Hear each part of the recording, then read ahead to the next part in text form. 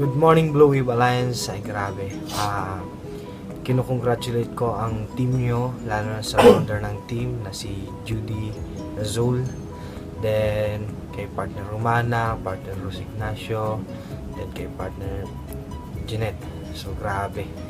So I'm so proud of you team.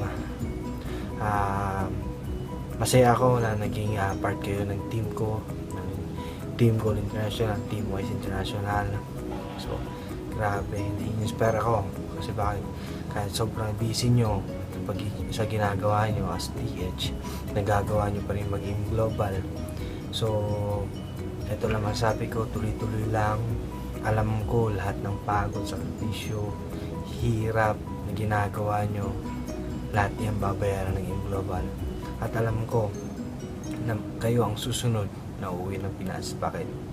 Dahil sa proyekto na ginagawa natin ngayon na OFW Balik Pilipinas Project.